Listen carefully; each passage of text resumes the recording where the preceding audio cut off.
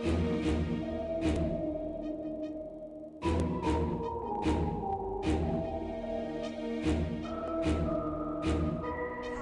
see tonight, but we are all standing under a glass ceiling right now.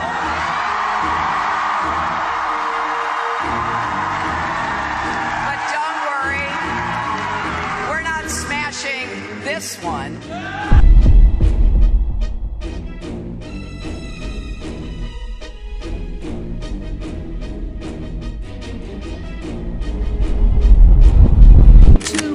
Young people in particular, I hope you will hear this.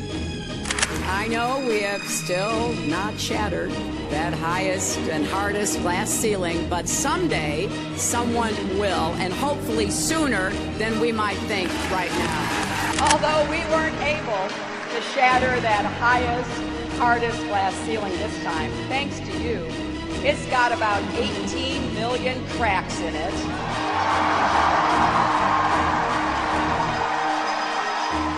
And the light is shining through like never before, filling us all with the hope and the sure knowledge that the path will be a little easier next time.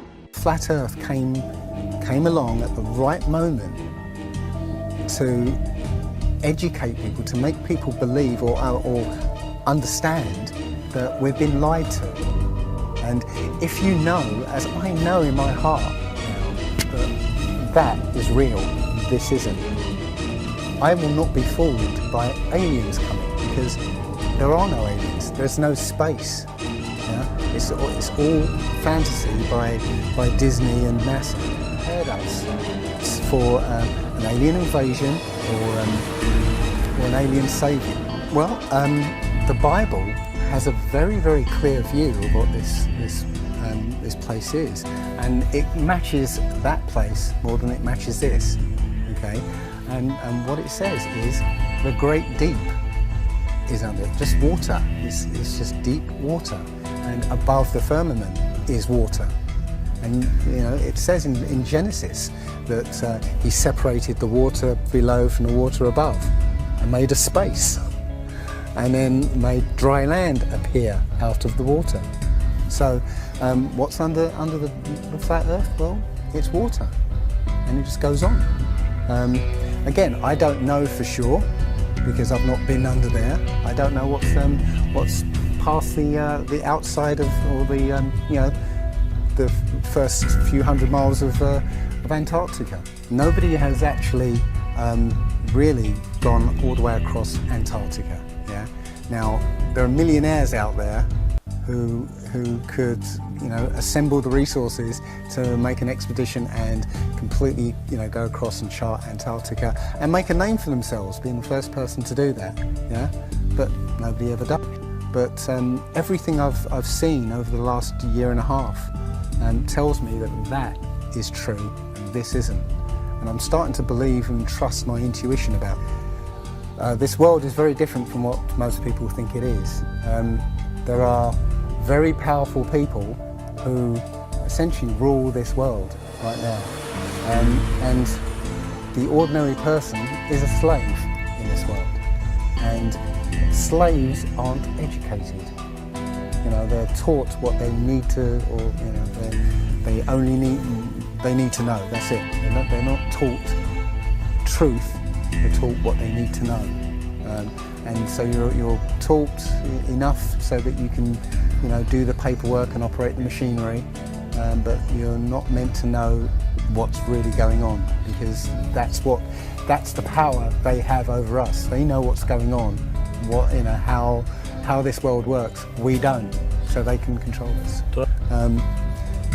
In my opinion, the Big Bang theory and the theory of evolution and the ball Earth theory are all interlinked, and they're all there to make us feel as though we're insignificant. We're small, tiny, miniature, unimportant pieces of slime crawling around on a speck of dust in an infinite universe. If that's true, and there's no purpose, there's no meaning to anything, then our owners can do whatever they want with us. then this is all accidental. So food can be genetically modified because it's imperfect. We can be modified because we're imperfect. If we realise that this is the universe, and complete universe. Yes, this system is the Is complete everything. Is everything. Everything that NASA has put out is CGI, is fake. Okay. People say, I think you mentioned it.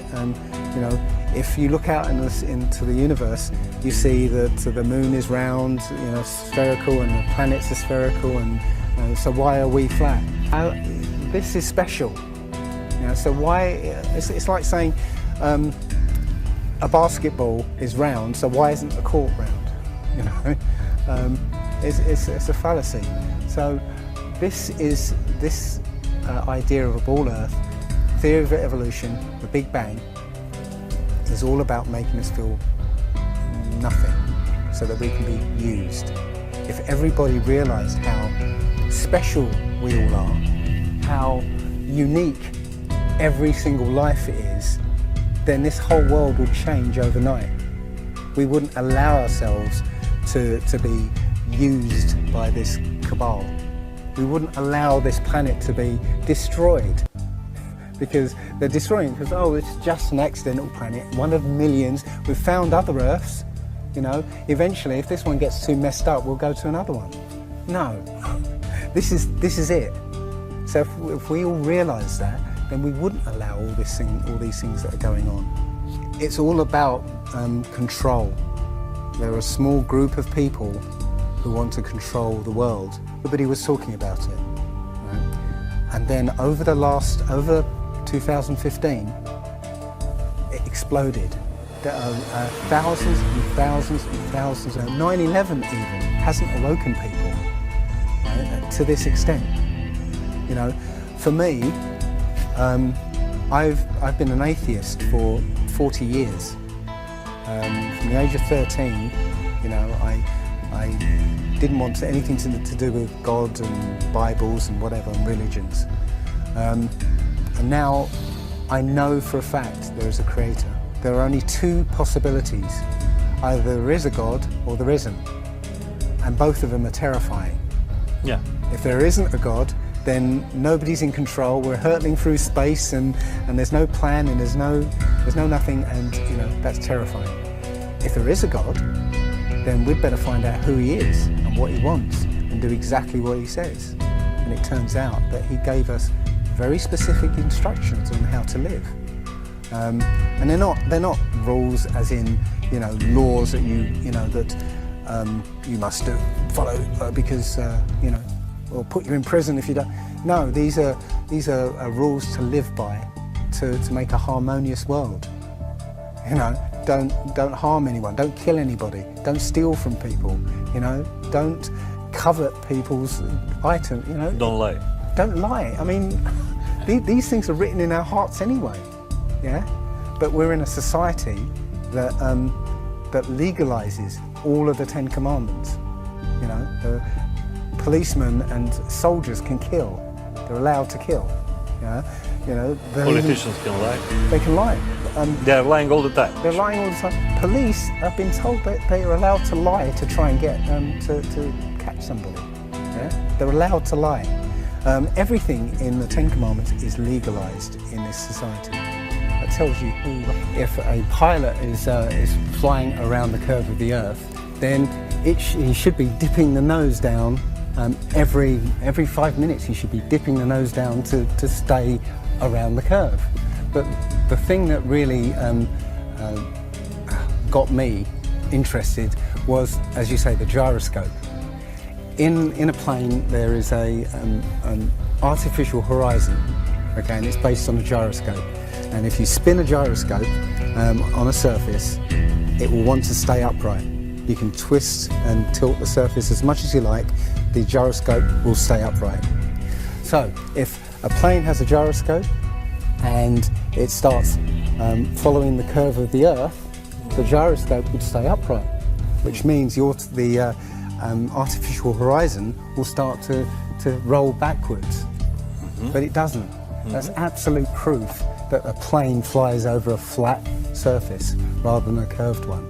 Because I asked the pilot on my last flight, do you ever notice the artificial horizon rolling backwards? He said, no, but the artificial horizon has complex electronics in it to make sure it knows where it is on the Earth and it compensates.